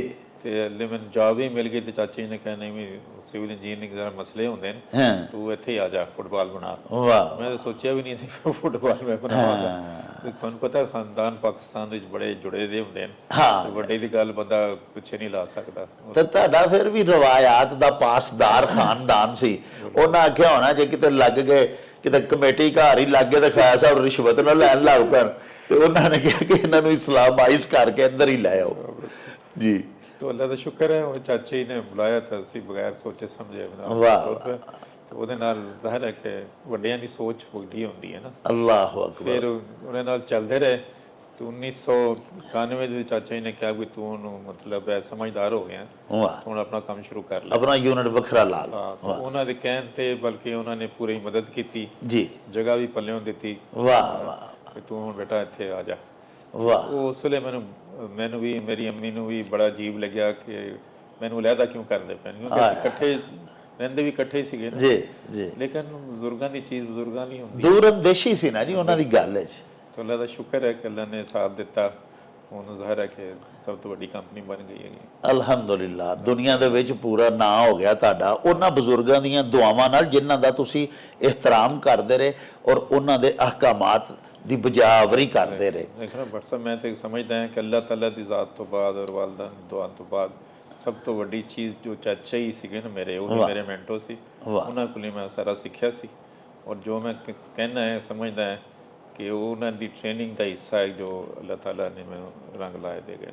ਖਾਨ ਸਾਹਿਬ, ਸਾਡੀ ਅੱਜ ਦੀ ਗੱਲਬਾਤ ਦਾ ਮੌਜੂ ਜਿਹੜਾ ਨਾ ਜੀ, ਉਹ ਤੇ ਫੀਫਾ ਵਰਲਡ ਕੱਪ ਹੀ ਹੈ ਔਰ ਤੁਹਾਡਾ ਬਣਾਇਆ ਹੋਇਆ ਹੈ ਫੁੱਟਬਾਲ ਹੀ ਹੈ, ਜਿਹਨੇ ਅੱਜ ਪੂਰੇ ਦੁਨੀਆ ਦੇ ਵਿੱਚ ਪਾਕਿਸਤਾਨ ਨੂੰ ਇੱਜ਼ਤ ਬਖਸ਼ੀ ਹੈ ਔਰ ਦੁਨੀਆ ਦੇ ਵਿੱਚ ਸਾਡੀਆਂ ਪਾਕਿਸਤਾਨ ਦੀਆਂ ਗੱਲਾਂ ਬਾਤਾਂ ਹੋ ਰਹੀਆਂ ਨੇ। ਤੁਸੀਂ ਇਹ ਦੱਸੋ ਕਿ ਸਿਆਲਕੋਟ ਨੂੰ ਐਕਸਪੋਰਟ ਸਿਟੀ ਵੀ ਆਖਿਆ ਜਾਂਦਾ ਹੈ, ਤੁਸੀਂ ਮਾਸ਼ਾਅੱਲਾ ਸਿਆਲਕੋਟ ਦੇ ਸਭ ਤੋਂ ਵੱਡੇ ਐਕਸਪੋਰਟਰ ਹੋ। ਖਾਨ ਸਾਹਿਬ, ਸਾਡੀ ਕੱਲ ਬਜਟ ਵੀ ਜਿਹੜਾ ਨਾ ਜੀ ਉਹ ਵੀ ਆ ਰਿਹਾ ਹੈ। ਸਾਡੀ ਗਵਰਨਮੈਂਟ ਨੂੰ ਜਿਹੜਾ ਹੁਣ ਬਜਟ ਆ ਰਿਹਾ ਉਹਦੇ ਵਿੱਚ ਬਰਾਮਦਾਤ ਦੇ ਵਿੱਚ ਇਜ਼ਾਫੇ ਵਾਸਤੇ ਕੀ ਕਰਨਾ ਚਾਹੀਦਾ? ਕੁਝ ਐਸੀਆਂ ਤਜਾਵੀਜ਼ ਦਿਓ, ਕਿਉਂਕਿ ਅਸਾਂ ਇਹ ਹੀ ਸੁਣਿਆ, ਥੋੜੀ ਜੀ ਮੈਂ ਵੀ ਇਕਨੋਮਿਕਸ ਪੜ੍ਹੀ ਹੈ, ਅਸਾਂ ਤਾਂ ਸਾਰੇ ਹੀ ਸੁਣਿਆ ਕਿ ਇੱਕ ਮੁਸਲਮਾ ਅਸੂਲ ਹੈ, ਇੱਕ ਯੂਨੀਵਰਸਲ ਟਰੁੱਥ ਹੈ ਕਿ ਜਿੰਨੀ ਦੇਰ ਬਰਾਮਦਾਤ 'ਚ ਇਜ਼ਾਫਾ ਨਹੀਂ ਹੋਏਗਾ ਉਨੀ ਦੇਰ ਤੱਕ ਕਿਸੇ ਵੀ ਮੁਲਕ ਦੀ ਮਈਸ਼ਤ ਤਰੱਕੀ ਨਹੀਂ ਕਰ ਸਕਦੀ। ਤੇ ਸਾਡੀ ਬਦਕਿਸਮਤੀ ਇਹ ਹੋਵੇ ਕਿ ਸਾਡੀਆਂ 3 ਬਿਲੀਅਨ ਤੋਂ ਵੀ ਨਹੀਂ ਉੱਤੇ ਜਾ ਰਹੀਆਂ ਬਰਾਮਦਾਤ, ਤੇ ਸਾਡੀ ਜਿਹੜੀ ਇੰਪੋਰਟ ਹੈ ਸਾਰੋ ਤੇ 61 ਬਿਲੀਅਨ ਤੇ ਪਹੁੰਚ ਗਈ ਹੋਈ ਹੈ। ਤੇ ਹੁਣ ਮੌਕਾ ਵੀ ਹੈ ਤੇ ਤੁਸੀਂ ਮਾਸ਼ਾਅੱਲਾ ਗਵਰਨਮੈਂਟ ਦੀਆਂ ਨਜ਼ਰਾਂ ਦੇ ਵਿੱਚ ਬੜੇ ਬਾਇਜ਼ਤ ਵੀ ਹੋ, ਤੁਹਾਨੂੰ ਸਦਾਰਤੀ ਅਵਾਰਡਸ ਮਿਲੇ ਨੇ, ਤੇ ਸਾਡੇ ਹੁਕਮਰਾਨ ਜਿਹੜੇ ਨੇ ਉਹਨਾਂ ਨੂੰ ਤੁਹਾਡੀ ਗੱਲ ਨੂੰ ਸੁਣਨੀ ਵੀ ਚਾਹੀਦੀ ਹੈ। ਮੈਂ ਸਮਝਣਾ ਇਸ ਵਾਸਤੇ ਜਸਾਰਤ ਕਰ ਰਿਹਾ ਕਿ ਕੋਈ ਐਸੀ ਸੁਜੈਸ਼ਨ ਦਿਓ ਨਾ ਜੀ ਸਾਡੇ ਵਜ਼ੀਰ ਆਜ਼ਮ ਸਾਹਿਬ ਨੂੰ, ਵਜ਼ੀਰ ਖਜ਼ਾਨਾ ਨੂੰ, ਕਿ ਸਾਡੀਆਂ ਬਰਾਮਦਾਤ ਕਿਸ ਤਰ੍ਹਾਂ ਵਧਣਗੀਆਂ। ਸਿਆਲਕੋਟ ਜਿਵੇਂ ਜ਼ਰੇ ਮੁਬਾਦਲਾ ਕਮਾ ਕੇ ਦੇ ਰਿਹਾ ਹੈ ਪਾਕਿਸਤਾਨ ਨੂੰ, ਇਹਦੇ 'ਚ ਮਜ਼ੀਦ ਤੁਸੀਂ ਹਿੱਸਾ ਕਿਵੇਂ ਪਾ ਸਕਦੇ ਹੋ? ਦੇਖੋ ਪ੍ਰੋਬਲਮ ਹੈ, ਜ਼ਾਹਿਰ ਹੈ ਮੈਂ ਚੈਂਬਰ ਪ੍ਰੈਜ਼ੀਡੈਂਟ ਸੀ ਜਾਂ ਹੁਣ ਮੈਂ ਐਸੋਸੀਏਸ਼ਨ ਦਾ ਚੇਅਰਮੈਨ ਹੈਗਾ ਜੀ, SSCH ਵੀ, ਔਰ ਉਸ ਤੋਂ ਪਹਿਲੇ ਮੈਂ 에ਅਰਪੋਰਟ ਦਾ ਵੀ ਚੇਅਰਮੈਨ ਸੀ ਜੀ। SSCHSC ਲਗਾਤਾਰ ਚਾਹੇ ਪ੍ਰਾਈਮ ਮਿਨਿਸਟਰ ਜਿਹੜੇ ਹੁਣ ਨੇ ਜਾਂ ਉਸ ਤੋਂ ਪਹਿਲੇ ਸਨ ਜੀ, ਇਹਨਾਂ ਲੋਕਾਂ ਨੂੰ ਮਿਲਦੇ ਰਹੇ, FBR ਨੂੰ ਵੀ ਮਿਲਦੇ ਰਹੇ। ਉਹਨਾਂ ਦੀ ਵੀ ਪ੍ਰੋਬਲਮਸ ਨੇ ਕਿ ਉਹ ਟੈਕਸੇਸ਼ਨ ਨੂੰ ਨਹੀਂ ਘਟਾ ਸਕਦੇ, IMF ਹੈ ਜਾਂ ਜੋ ਵੀ ਹੈਗਾ, ਲੇਕਿਨ ਜਿਹੜੀ ਚੀਜ਼ ਉਹ ਕਰ ਸਕਦੇ ਹੈ ਨਾ ਉਹਨੂੰ ਅਸੀਂ ਕਹਿੰਦੇ ਈਜ਼ ਆਫ ਬਿਜ਼ਨਸ ਜੀ। ਤੇ ਸਾਨੂੰ ਜਿਹਦੇ ਵਿੱਚ ਫਾਈਨੈਂਸਿਸ ਨਹੀਂ ਇਨਵੋਲਵ, ਜੀ। ਸਿਰਫ ਸਹੂਲਤਾਂ ਦਿੱਤੀਆਂ ਜਾਣ, ਜਿਹੜੀਆਂ ਖਾਮ ਦੀ ਰੁਕਾਵਟਾਂ ਉਹ ਹਟਾਈਆਂ ਜਾਣ। ਔਰ ਜਦ ਤੱਕ ਤੁਸੀਂ ਮਿਨੀਮਮ ਸਹੂਲਤਾਂ ਨਹੀਂ ਦਿਓਗੇ ਮੁਖਤਲਿਫ ਚੀਜ਼ਾਂ ਦੇ ਉੱਤੇ, ਉਹਦੇ ਕੋਲੋਂ ਵੀ NOC ਲੈ ਕੇ ਆਓ, ਉਹਦੇ ਕੋਲੋਂ ਵੀ NOC ਲੈ ਕੇ ਆਓ। ਜੇ ਬਿਜਲੀ ਦਾ ਕਨੈਕਸ਼ਨ ਲੈਣਾ ਤੇ ਇੱਕ ਮਤਲਬ ਇੰਝ ਹੀ ਲੱਗਦਾ ਕਿ ਪਤਾ ਨਹੀਂ ਅਸੀਂ ਕਿਸ ਮੁਸੀਬਤ 'ਚ ਫਸ ਗਏ। ਤੇ ਇੰਡਸਟਰੀ ਨੂੰ ਜਦ ਤੱਕ ਹਰ ਜਗ੍ਹਾ ਦੇ ਉੱਤੇ ਤੁਸੀਂ ਪ੍ਰਾਇਰਟੀ ਨਹੀਂ ਦਿਓਗੇ, ਸਪੈਸ਼ਲੀ ਐਕਸਪੋਰਟ ਨੂੰ ਪ੍ਰਾਇਰਟੀ ਨਹੀਂ ਦਿਓਗੇ, ਐਕਸਪੋਰਟ ਗੱਲਾਂ ਨੇ ਤਾਂ ਨਹੀਂ ਵਧਣੀ। ਜੇ ਤੁਸੀਂ ਤਸਵੀਰ ਲੈ ਕੇ ਬਹਿ ਜਾਓ ਐਕਸਪੋਰਟ ਵਧੇਗੀ ਉਹ ਨਹੀਂ ਵਧਣ ਲੱਗੀ ਨਾ। ਟੈਕਸੇਸ਼ਨ ਦੇ ਵਿੱਚ ਵੀ ਜਿਹੜਾ ਪਹਿਲੇ ਸੀ, ਦੇਖੋ ਨਾ ਪਿਛਲੇ ਸਾਲ ਇਹਨਾਂ ਨੇ ਜ਼ੁਲਮ ਕੀਤਾ, ਸਿੱਧਾ ਹੀ ਐਕਸਪੋਰਟ ਦੇ ਉੱਤੇ ਟੈਕਸ ਨੂੰ 100% ਇਨਕਰੀਜ਼ ਕਰ ਦਿੱਤਾ। ਠੀਕ ਹੈ ਨਾ, ਦੁਨੀਆ 'ਚ ਕਿਤੇ ਨਹੀਂ ਹੋਇਆ ਕਿ ਐਕਸਪੋਰਟਰ ਨੂੰ ਤੁਸੀਂ ਜਿਹਨੂੰ ਕਹਿੰਦੇ ਨਾ ਉਹਦੀ ਜਿਹਨੇ ਪਿੱਛੇ ਛੁਰਾ ਖੋਪਦੇ ਹੋ ਉਹ ਤੁਸੀਂ ਕੰਮ ਕੀਤਾ ਜੀ। ਉਹਦੇ ਬਾਅਦ ਹੀ ਸਾਰਾ ਸਾਲ ਪਿੱਟਦੇ ਰਹੇ ਸਾਰੀ ਇੰਡਸਟਰੀ ਕਿ ਜਨਾਬ ਇਹਨੂੰ ਬਿਹਤਰ ਕਰੋ, ਬਿਹਤਰੀ ਨਹੀਂ ਆਈ। ਤੇ ਉਹਦੇ ਨਾਲ ਜ਼ਾਹਿਰ ਹੈ ਉਹਦੇ ਵਿੱਚੋਂ ਅਸੀਂ ਸਮਝਦੇ ਹਾਂ ਕਿ IMF ਹੈ ਜਾਂ ਜੋ ਵੀ ਹੈਗਾ ਹਿਸਾਬ ਕਿਤਾਬ ਹੈਗਾ, ਲੇਕਿਨ ਐਟਲੀਸਟ ਉਸ ਇੰਡਸਟਰੀ ਦੇ ਨਾਲ ਬੈਠਦੇ ਹੈਗੇ, ਗੱਲਾਂ ਵੀ ਸੁਣਦੇ ਨੇ, ਸਮਝਦੀ ਹੈਗੇ, ਲੇਕਿਨ ਅਮਲ ਬਹੁਤ ਘੱਟ ਕਰਦੇ ਨੇ ਜੀ। तो जब तक जो कुछ गवर्नमेंट ਦੇ ਮਤਲਬ ਉਹਦੀ ਤਾਕਤ ਹੈਗਾ ਬਗੈਰ ਇਸ ਚੀਜ਼ ਨੂੰ ਟੈਕਸੇਸ਼ਨ ਨੂੰ ਛੇੜਿਆ ਉਹ ਸਹੂਲਤਾਂ ਦੇ ਸਾਨੂੰ ਕਮ ਸੇ ਕਮ ਦੇ ਦਿੱਤੀਆਂ ਜਾਣ। ਲੇਕਿਨ ਸਿਆਲਕੋਟ 'ਚ ਇੰਡਸਟਰੀਅਲ ਜ਼ੋਨ ਇੱਕ ਬਣਿਆ ਸੀ ਅੱਜ ਤੋਂ 50-60 ਸਾਲ ਪਹਿਲੇ ਦਾ ਸਰ, ਇੱਕ ਹੋਰ ਜ਼ੋਨ ਕੋਈ ਨਹੀਂ ਬਣ ਸਕਿਆ ਹਲੇ ਤੱਕ। ਠੀਕ ਹੈ ਨਾ, EPC ਬਣਿਆ ਸੀ ਉਹਦੇ ਉੱਤੇ ਵੀ ਇਹਨਾਂ ਨੇ ਇੱਦਾਂ ਦੀਆਂ ਰੈਗੂਲੇਸ਼ਨਾਂ ਲਾਈਆਂ ਦੀਆਂ ਕਿ ਉਹ ਵੀ ਨਹੀਂ ਚੱਲ ਪਾ ਰਿਹਾ। ਇਹ ਜਿਹੜੀ ਸਹੂਲਤਾਂ ਨੇ ਨਾ ਇਹਦੇ ਵਿੱਚ ਗਵਰਨਮੈਂਟ ਦਾ ਕੁਝ ਵੀ ਨਹੀਂ ਜਾਂਦਾ। ਸਿਰਫ ਉਹਨਾਂ ਨੇ ਰੈਗੂਲੇਸ਼ਨਾਂ ਜਿਹੜੀਆਂ ਖਾਮਖਾਹ ਦੀਆਂ FBI ਨੇ ਲਾਈਆਂ ਦੀਆਂ ਉਹ ਤੇ ਕਮ ਸੇ ਕਮ ਰਿਡਿਊਸ ਕਰਨ, ਸਹੂਲਤਾਂ ਦੇਣ ਲੋਕਾਂ ਨੂੰ ਔਰ ਉਹਨਾਂ ਨੂੰ ਲੈ ਕੇ ਅੱਗੇ ਚੱਲਣ। ਇਹਦੇ ਬਾਅਦ ਇਹ ਜ਼ਾਹਿਰ ਹੈ ਕਿ ਜਿੰਨਾ ਵੀ ਉਹ ਅਹਿਸਾਸ ਕਰਕੇ ਐਕਸਪੋਰਟ ਦੇ ਉੱਤੇ ਯਾਨੀ ਕਿ EFS ਸਿਸਟਮ ਲਿਆਂਦਾ ਸੀ, ਬਹੁਤ ਅੱਛਾ ਸੀ, ਬਹੁਤ ਹੀ ਅੱਛਾ ਸੀ, ਉਹਦੇ ਨਾਲ ਐਕਸਪੋਰਟ ਵਧੀ ਵੀ ਹੈ। ਲੇਕਿਨ ਉਹਦੇ ਬਾਅਦ ਉਹਦੇ ਵਿੱਚ ਵੀ ਉਹਨੇ ਨੈਗੇਟਿਵ ਚੇਂਜਸ ਕਰ ਦਿੱਤੀਆਂ ਜੀ, ਉਹਨੂੰ ਫੇਰ ਗੜਬੜ ਕਰ ਦਿੱਤਾ। ਉਹਨੂੰ ਆਪਣੀ ਸ਼ਕਲ ਦੇ ਵਿੱਚ ਬਹਾਰ ਕਰਨਾ ਚਾਹੀਦਾ। ਸਾਰੇ ਚੈਂਬਰਸ ਐਸੋਸੀਏਸ਼ਨਾਂ ਮਿਲ ਕੇ ਚੀਖਦੇ ਪੈਣ, ਲੇਕਿਨ ਹਾਲੇ ਤੱਕ ਕੋਈ ਪੋਜ਼ੀਟਿਵ ਰਿਸਪੌਂਸ ਨਹੀਂ ਆਉਂਦਾ ਪਿਆ। ਤਾਂ ਸਾਡੀ ਜਿਹੜੀ ਬਿਊਰੋਕ੍ਰੇਸੀ ਹੈ ਨਾ, ਜਦ ਤੱਕ ਬਿਊਰੋਕ੍ਰੇਸੀ ਸਪੈਸ਼ਲੀ ਤਾਂ ਬਿਊਰੋਕ੍ਰੇਸੀ ਜਿਹੜੀ ਇਸਲਾਮਾਬਾਦ 'ਚ ਬੈਠੀ ਦੀ ਹੈ, ਉਹਨਾਂ ਨੂੰ ਅਹਿਸਾਸ ਨਹੀਂ ਹੋਏਗਾ ਕਿ ਐਕਸਪੋਰਟ ਬਗੈਰ ਵਧਿਆ ਮੁਲਕ ਤਰੱਕੀ ਨਹੀਂ ਕਰ ਸਕਦਾ, ਨਾ ਕਦੇ ਕੀਤਾ ਹੈਗਾ ਜੀ। ਠੀਕ ਹੈ ਨਾ, ਤਾਂ ਅਸੀਂ ਉਹਦੇ ਵਿੱਚ ਹਿੱਸਾ ਪਾਉਣਾ ਹੈ ਕਿ ਨਾ ਕਿ ਸਾਡਾ ਖੂਨ ਨਿਚੋੜਨਾ ਹੈਗਾ। ਜਦ ਤੱਕ ਉਹ ਵਾਲੇ ਕੰਮ ਨਹੀਂ ਕਰਨਗੇ ਐਕਸਪੋਰਟ ਨਹੀਂ ਵੱਧ ਸਕਦੀ। ਖਾਨ ਸਾਹਿਬ ਇੱਕ ਗੱਲ ਦੱਸੋ ਕਿ ਜਿਹੜੇ ਸਾਡੇ ਵੱਡੇ ਵੱਡੇ ਐਕਸਪੋਰਟਰ ਨੇ, ਵੱਡੇ ਵੱਡੇ ਟ੍ਰੇਡਰਸ ਨੇ, ਸਾਡੇ ਵੱਡੇ ਵੱਡੇ ਇੰਡਸਟਰੀਲਿਸਟ ਲੋਕ ਨੇ, ਤਜਰਬਾਕਾਰ ਨੇ, ਸੀਜ਼ਨਡ ਨੇ, ਸਰ ਉਹਨਾਂ ਦੀ ਮੁਸ਼ਾਵਰਤ ਕਿਉਂ ਨਹੀਂ ਇਹ ਰੱਖਦੇ? ਮਸਲਨ ਵਜ਼ਾਰਤ ਤਜਾਰਤ ਹੈ, ਵਜ਼ਾਰਤ ਸਨਅਤ ਹੈ, ਵਜ਼ਾਰਤ ਖਜ਼ਾਨਾ ਹੈ, ਤੁਸੀਂ ਇਹ ਨਹੀਂ ਸਮਝਦੇ ਕਿ ਉੱਥੇ ਵੱਡੇ ਵੱਡੇ ਜਿਹੜੇ ਇੰਡਸਟਰੀਲਿਸਟ ਨੇ ਉਹਨਾਂ ਨੂੰ ਵੀ ਵਿੱਚ ਮੈਂਬਰਸ ਰੱਖਿਆ ਜਾਏ ਤਾਂ ਕਿ ਉਹਨਾਂ ਦੀ ਮੁਸ਼ਾਵਰਤ ਮਿਲੇ? ਵੇਖੋ ਜੀ, ਬਿਊਰੋਕਰੇਟ ਜਿਹੜਾ ਜਾਂ ਅਫਸਰਸ਼ਾਹੀ ਜਿਹੜੀ ਹੈ ਨਾ ਜੀ, ਉਹ ਬੜੀ ਬਿਹਤਰੀਨ ਮੁੰਤਜ਼ਮ ਹੋ ਸਕਦੀ ਹੈ, ਬੜਾ ਵੱਡਾ ਸਨਅਤਕਾਰ ਤਾਂ ਨਹੀਂ ਨਾ ਉਹ ਬਣ ਸਕਦੀ। ਉਹਨੂੰ ਕੀ ਪਤਾ ਮਸਨੂਆਤ ਨੂੰ ਮੈਂ ਕਿਸ ਤਰ੍ਹਾਂ ਬਣਾਉਣਾ ਹੈ, ਕਿਸ ਤਰ੍ਹਾਂ ਉਹਨਾਂ ਦੀ ਗ੍ਰੈਂਡਿੰਗ ਕਰਨੀ ਹੈ, ਕਿਸ ਤਰ੍ਹਾਂ ਉਹਨਾਂ ਦੀ ਤਜ਼ਈਨੋ ਰਾਇਸ਼ ਕਰਕੇ ਉਹਨਾਂ ਨੂੰ ਆਲਮੀ ਮਾਰਕੀਟ ਦੀ ਕੁਆਲਿਟੀ ਬਣਾ ਕੇ ਦੇਣੀ ਹੈ। ਉਹ ਤਾਂ ਇੱਕ DC ਰਿਹਾ, ਕਮਿਸ਼ਨਰ ਰਿਹਾ, ਪ੍ਰਮੋਸ਼ਨ ਲੈਂਦਾ ਜਾ ਕੇ ਉਹਨੂੰ ਸੈਕਟਰੀ ਲਾ ਦਿੰਦੇ ਨੇ 22 ਗ੍ਰੇਡ 'ਚ, 21 ਗ੍ਰੇਡ 'ਚ। ਉਹਨੂੰ ਕੀ ਪਤਾ ਸਰ ਕਿ ਕਿਸ ਤਰ੍ਹਾਂ ਮੁਲਕ ਦੀ ਸਨਅਤ ਚਲਾਉਣੀ ਹੈ, ਮੁਲਕ ਦੀ ਤਜਾਰਤ ਜਿਹੜੀ ਉਹਨੂੰ ਬਾਮੇ ਅਰੂਜ ਤੇ ਲੈ ਕੇ ਜਾਣਾ ਹੈ। ਤੇ ਤੁਸੀਂ ਇਹ ਕਿਉਂ ਨਹੀਂ ਡਿਮਾਂਡ ਕਰਦੇ? ਅਲਹਮਦੁਲਿਲਾ ਤੁਹਾਡਾ ਸਰਕਾਰੇ ਦਰਬਾਰੇ ਆਦਰ ਵੀ ਕੀਤੀ ਜਾਂਦੀ ਹੈ। ਇਹ ਮੁਤਾਲਬਾ ਹੈ, ਅਸੀਂ ਕਾਫੀ ਦੇਰ ਦਾ ਦੇਖ ਰਹੇ ਹਾਂ ਕਿ ਸਾਡੇ ਮੈਂਬਰਸ ਜਿਹੜੇ ਨੇ ਚੈਂਬਰ ਆਫ ਕਾਮਰਸ ਦੇ ਉਹ ਵੀ ਮੁਤਾਲਬੇ ਕਰਦੇ ਨੇ ਕਿ ਵੱਡੇ ਵੱਡੇ ਜਿਹੜੇ ਸਾਡੇ ਮੁਲਕ ਦੇ ਇੰਡਸਟਰੀਲਿਸਟ ਨੇ ਉਹਨਾਂ ਨੂੰ, ਐਕਸਪੋਰਟਰ ਨੇ ਜਿਹੜੇ, ਉਹਨਾਂ ਨੂੰ ਮਸ਼ੀਰ ਮੁਕਰਰ ਕੀਤਾ ਜਾਏ। ਵਜ਼ੀਰੇ ਆਜ਼ਮ ਜਿਹੜਾ ਨਾ ਜੀ, ਉਹ ਜਿਹਦੇ ਤੋਂ ਖੁਸ਼ ਹੁੰਦਾ ਆਪਣੇ ਮਹੱਲੇ ਦਾ ਭਾਵੇਂ ਕੋਈ ਲੁੰਡਾ ਬੱਚਾ ਚੁੱਕ ਕੇ ਉਹਨੂੰ ਬਣਾ ਦਿੰਦਾ। ਤੇ ਜਿਹੜਾ ਮੁਲਕ ਦੇ ਵਾਸਤੇ ਜ਼ਰੇ ਮੁਬਾਦਲਾ ਕਮਾ ਰਿਹਾ ਹੈ, ਮੁਲਕ ਦਾ ਨਾਂ ਉੱਚਾ ਕਰ ਰਿਹਾ, ਤੁਸੀਂ ਸਮਝਦੇ ਨਹੀਂ ਕਿ ਉਹਨੂੰ ਵੀ ਮਸ਼ੀਰ ਵਜ਼ੀਰ ਆਜ਼ਮ ਦਾ ਹੋਣਾ ਚਾਹੀਦਾ? ਉਹਨੂੰ ਵੀ ਮੁਖਤਲਿਫ ਵਜ਼ਾਰਤਾਂ ਦੇ ਵਿੱਚ ਉਹਦੀ ਮੁਸ਼ਾਵਰਤ ਲੈਣੀ ਚਾਹੀਦੀ ਹੈ, ਤਰਲਾ ਕਰਕੇ ਉਹਦੇ ਕੋਲੋਂ ਟਾਈਮ ਲੈਣਾ ਚਾਹੀਦਾ ਕਿ ਤੁਸੀਂ ਏਡੀ ਕਾਮਯਾਬ ਬਿਜ਼ਨਸਮੈਨ ਕਿਸ ਤਰ੍ਹਾਂ ਬਣ ਗਏ?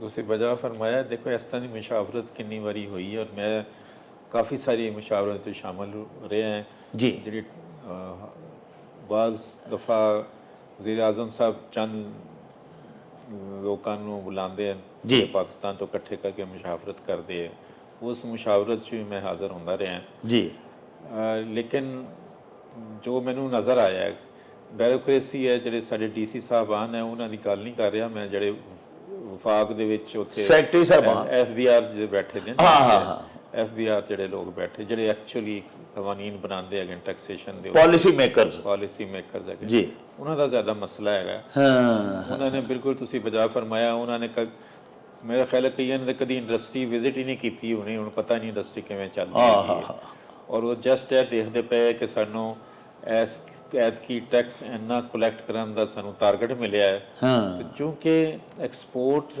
ਦੇਖੋ ਪਾਕਿਸਤਾਨ ਦੋ ਤਬਕੇ ਜਿਹੜੇ ਨਾ, ਇੱਕ ਐਕਸਪੋਰਟਰ ਔਰ ਦੂਸਰਾ ਤਨਖਾਹਦਾਰ ਤਬਕਾ ਜੀ, ਇਹਨਾਂ ਦੀ ਆਮਦਨ ਨਹੀਂ ਛੁਪਾਈ ਜਾ ਸਕਦੀ, ਕਿਉਂਕਿ ਤੁਸੀਂ ਐਕਸਪੋਰਟ ਕਰਨਾ ਹੈ, ਸਟੇਟ ਬੈਂਕ ਦੇ ਥਰੂ ਜਾਣਾ ਹੈ, ਹਰ ਚੀਜ਼ ਬਿਲਕੁਲ ਕ੍ਰਿਸਟਲ ਕਲੀਅਰ ਹੁੰਦੀ ਹੈ। ਹਾਂ ਇਹਨਾਂ ਦੇ ਉੱਤੇ ਟੈਕਸ ਲਾਣਾ ਬੜਾ ਆਸਾਨ ਹੈਗਾ। ਤੁਹਾਡੀ ਇੰਨੀ ਸੇਲ ਵਧੀ ਹੈਗੀ ਹੈ, ਇੰਨਾ ਬਣਿਆ ਹੈਗਾ, ਤੁਸੀਂ ਇੰਨੇ % ਪਹਿਲੇ ਦਿੰਦੇ ਸੀ, ਹੁਣ ਤੁਸੀਂ ਉੱਤੇ ਡਬਲ ਦੇਣਾ ਹੈਗਾ। ਹਾਂ ਉਹ ਸਿੱਧਾ ਸਿੱਧਾ ਸਮਝਦੇ, ਪਹਿਲੇ ਸਾਨੂੰ ਫਰਜ਼ ਕਰੋ 100 ਬਿਲੀਅਨ ਮਿਲਿਆ ਸੀ, ਹੁਣ ਸਾਨੂੰ 200 ਮਿਲ ਜਾਏਗਾ। ਹਾਂ ਉਹ ਬਸ ਉਹਨਾਂ ਦਾ ਜਿਹੜਾ ਚੀਜ਼ ਹੈ ਨਾ ਐਸੇ ਕਿ ਅਸੀਂ ਪੈਸੇ ਕਿੱਥੋਂ ਲੈਣੇ ਆ, ਔਰ ਆਪਣਾ ਟਾਰਗੇਟ ਕਿਵੇਂ ਪੂਰਾ ਕਰਨਾ ਹੈ, ਉਹਨੂੰ ਇਹਦੇ ਨਾਲ ਕੋਈ ਗਰਜ਼ ਨਹੀਂ ਹੈਗੀ ਐਕਸਪੋਰਟ ਵਧੇਗੀ ਕਿ ਘਟੇਗੀ, ਕੀ ਹੋਏਗਾ ਕੀ ਨਹੀਂ ਹੋਏਗਾ। ਉਹਦੀ ਵਜ੍ਹਾ ਦੇ ਨਾਲ ਜਦ ਤੱਕ ਇਹ ਲੋਕ ਅਹਿਸਾਸ ਨਹੀਂ ਕਰਨਗੇ, ਉਹਦੇ ਵਿੱਚ ਜ਼ਾਹਿਰ ਹੈ ਸਾਰੇ FBR ਤੋਂ ਇਲਾਵਾ ਵਾਪਡਾ ਸ਼ਾਮਲ ਹੈ, ਅਗਰ ਇੰਡਸਟਰੀਜ਼ ਨੂੰ ਬਿਜਲੀ ਚਾਹੀਦੀ ਹੈ, ਤੁਹਾਨੂੰ ਪਤਾ ਹੈ ਤੇ ਬਾਹਰ ਦੇ ਮੁਲਕਾਂ ਦੇ ਵਿੱਚ ਸਪੈਸ਼ਲੀ ਚਾਈਨਾ ਦੇ ਵਿੱਚ ਅਗਲੇ ਜਿਹੜੇ ਜ਼ੋਨ ਬਣਾਉਂਦੇ ਨੇ ਜੀ, ਉਹ ਤੁਹਾਨੂੰ ਪਤਾ ਹੈ ਫੈਕਟਰੀ ਗਵਰਨਮੈਂਟ ਪੱਲਿਓਂ ਬਣਾ ਕੇ ਦਿੰਦੀ ਹੈ, ਫੈਕਟਰੀ ਔਰ ਆਫਿਸ ਬਲਾਕ ਔਰ ਡਾਰਮੈਟਰੀ ਜਿੱਥੇ ਮਜ਼ਦੂਰਾਂ ਨੇ ਰਿਹਾਇਸ਼ ਰੱਖਣੀ ਹੈ ਜੀ, ਇਹ ਗਵਰਨਮੈਂਟ ਖੁਦ ਬਣਾ ਕੇ ਤੁਹਾਨੂੰ ਲੀਜ਼ ਤੇ ਦਿੰਦੀ ਹੈਗੀ ਹੈ।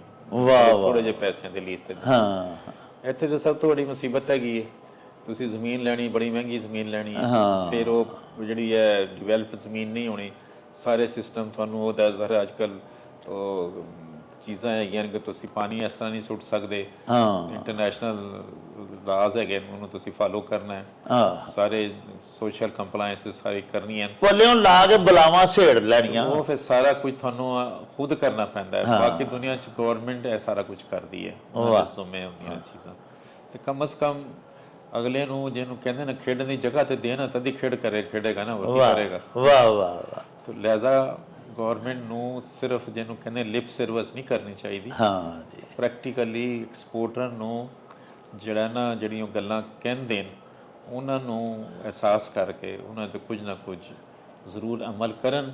ਪਾਕਿਸਤਾਨ ਦੀ ਲੇਬਰ ਵੀ ਔਰ ਪਾਕਿਸਤਾਨੀ ਇੰਡਸਟਰੀਅਲਿਸਟ ਵੀ ਮਾਸ਼ਾਅੱਲਾ ਇੰਨੇ ਕੁ ਮਿਹਨਤੀ ਹੈਗੇ ਨੇ ਜੀ, ਔਰ ਇੰਨੇ ਸਮਝਦਾਰ ਹੈਗੇ ਨੇ ਕਿ ਲਾਜ਼ਮੀ ਗੱਲ ਹੈ ਕਿ ਉਹਨਾਂ ਨੂੰ, ਮੈਂ ਨਹੀਂ ਕਹਿੰਦਾ ਕਿ ਤੁਸੀਂ ਕੋਈ ਲੰਮੀ ਚੌੜੀ ਸਹੂਲਤਾਂ ਦਿਓ, ਸਿਰਫ ਈਜ਼ ਆਫ ਬਿਜ਼ਨਸ ਦਿਓ, ਉਹਨਾਂ ਦੇ ਅੱਗੇ ਰੁਕਾਵਟਾਂ ਖਤਮ ਕਰੋ ਔਰ ਥੋੜ੍ਹਾ ਬਹੁਤ ਬਹਿ ਕੇ ਸਾਡੇ ਨਾਲ ਟੈਕਸ ਦੇ ਵਿੱਚ ਵੀ ਤਾਵਨ ਕਰੋ। ਤੇ ਐਕਸਪੋਰਟਰ ਜਿਸ ਤਰ੍ਹਾਂ ਤੁਹਾਡੇ ਸਾਹਮਣੇ ਕਿ ਇੱਕ ਕੰਪਨੀ ਨੇ ਪੂਰੀ ਦੁਨੀਆ ਨੂੰ ਬੀਟ ਕਰਕੇ ਨੰਬਰ 1 ਹੋ ਗਈ, ਅਲਹਮਦੁਲਿਲਾ, ਤੇ ਬਾਕੀ ਵੀ ਤਾਂ ਹੋ ਸਕਦੇ ਨਾ, ਸਾਡੇ ਜਿਹੜੇ ਸਰਕਾਰ ਦੇ ਪਰਤ ਨਹੀਂ ਲੱਗੇ ਦੇ ਨਾ, ਬਾਕੀ ਵੀ ਮੇਰੇ ਤਰ੍ਹਾਂ ਮਾਸ਼ਾਅੱਲਾ ਮੇਰੇ ਤੋਂ ਵੀ ਜ਼ਿਆਦਾ ਸਮਝਦਾਰ ਨੇ, ਉਹ ਕਿਉਂ ਨਹੀਂ ਅੱਗੇ ਜਾ ਸਕਦੇ, ਸੁਲਤਾਨ ਦੇਨ ਤੇ ਇਨਸ਼ਾਅੱਲਾ ਪੂਰੀ ਦੁਨੀਆ ਨੂੰ ਬੀਟ ਕਰ ਸਕਦੇ। ਖਾਇ ਸਾਹਿਬ ਤੁਹਾਡੀਆਂ ਗੱਲਾਂ ਸੁਣ ਕੇ, ਤੁਹਾਡੇ ਨਾਲ ਮੁਲਾਕਾਤ ਕਰਕੇ ਬੜਾ ਹੀ ਦਿਲ ਖੁਸ਼ ਹੋਇਆ ਮਾਸ਼ਾਅੱਲਾ। ਸਾਡੇ ਵਿਊਅਰਸ ਜਿਹੜੇ ਨੇ ਉਹ ਵੀ ਬੜੇ ਇਨਸਪਾਇਰ ਹੋਏ ਹੋਣਗੇ ਤੁਹਾਡੀ ਇਹ ਗੱਲਬਾਤ ਸੁਣ ਕੇ।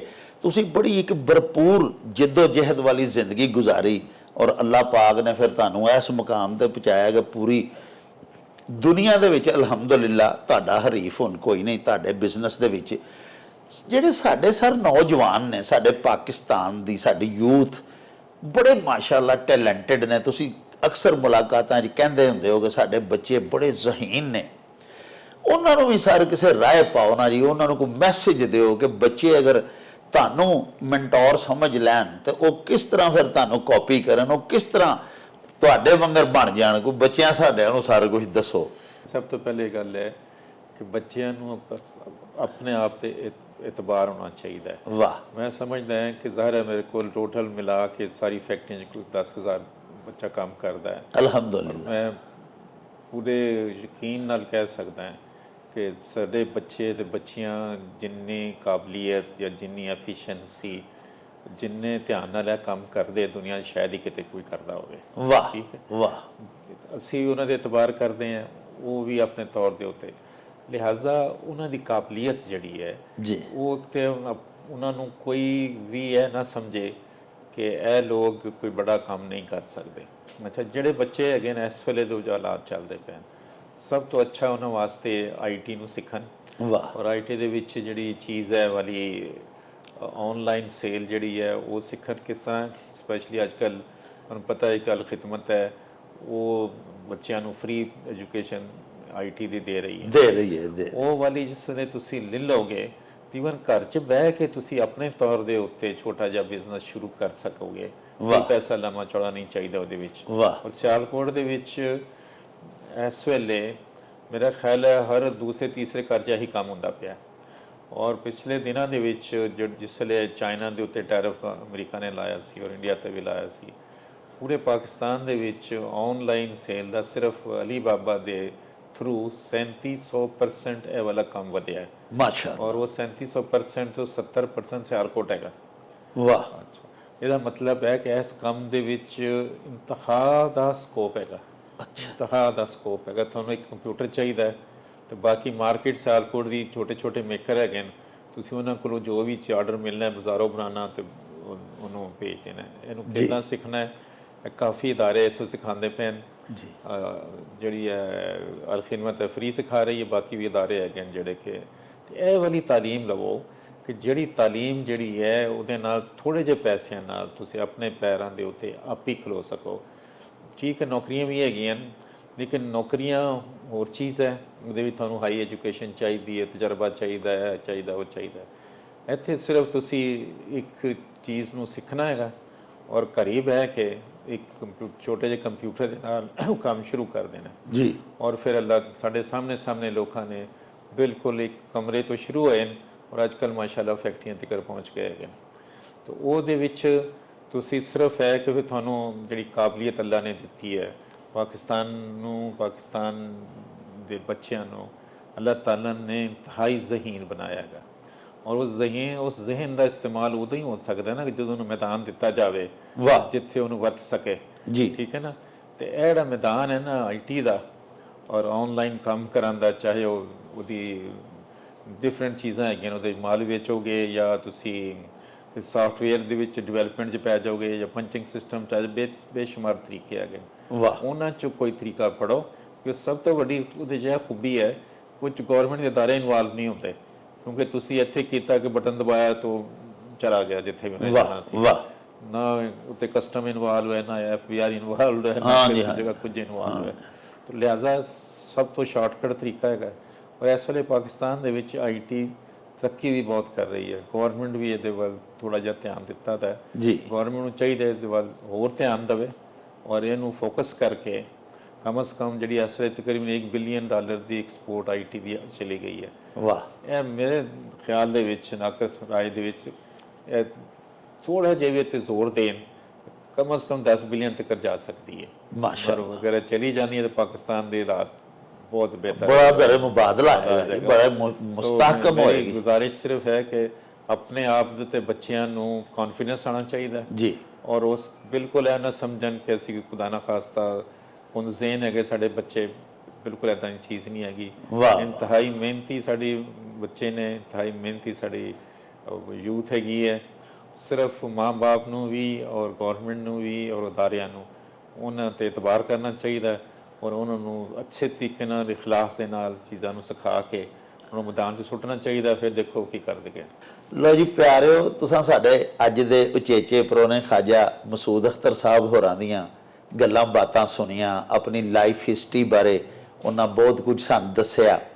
ਸਾਹਿਬੋ, ਨਾ ਸਿਰਫ ਉਹਨਾਂ ਦੀਆਂ ਗੱਲਾਂ ਬੜੀਆਂ ਐਨਕਰੇਜੀਅਸ ਨੇ, ਬੜੀਆਂ ਹਲਾਸ਼ੇਰੀ ਦੇਣ ਵਾਲੀਆਂ ਨੇ, ਸਾਡਾ ਹੌਸਲਾ ਵਧਾਉਣ ਵਾਲੀਆਂ ਨੇ, ਬਲਕਿ ਬੜੀਆਂ ਮੁਫੀਦ ਵੀ ਨੇ। ਬਿਲਖਸੂਸ ਸਾਡੀ ਯੂਥ, ਸਾਡੇ ਨੌਜਵਾਨਾਂ ਨੂੰ, ਬੱਚਿਆਂ ਨੂੰ ਜਿਹੜੀ ਐਡਵਾਈਸ ਕੀਤੀ ਖਾਜਾ ਸਾਹਿਬ ਨੇ, ਬੜੀ ਕਾਬਲੇ ਕਦਰ ਹੈ, ਬੜੀ ਕਾਬਲੇ ਤਹਿਸੀਨ ਹੈ ਔਰ ਉਹਦੇ ਵਿੱਚ ਕਾਮਯਾਬੀਆਂ ਦੇ ਖਜ਼ਾਨੇ ਛੁਪੇ ਨੇ। ਉਹਨਾਂ ਬਹੁਤ ਸਾਰੀਆਂ ਸਾਨੂੰ ਕੁੰਜੀਆਂ ਆਪਣੀ ਗੁਫ਼ਤਗੂ ਦੇ ਦੌਰਾਨ ਸਾਡੇ ਹੱਥ ਫੜਾ ਦਿੱਤੀਆਂ, ਜਿਨ੍ਹਾਂ ਨਾਲ ਅਸੀਂ ਆਪਣੀਆਂ ਕਾਮਯਾਬੀਆਂ ਦੇ ਤਾਲੇ ਖੋਲ ਸਕਨੇ ਆ।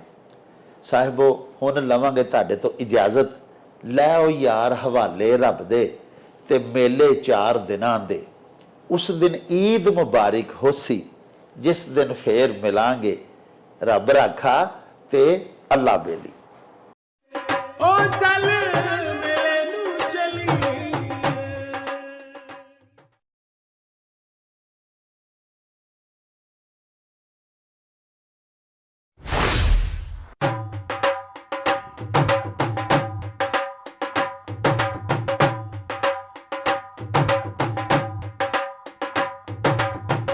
ਰੌਣਕ ਹੋ ਜਾਊ ਛੱਟ ਵੇ, ਚੱਲ ਮੇਲੇ ਨੂੰ ਚਲੀਏ।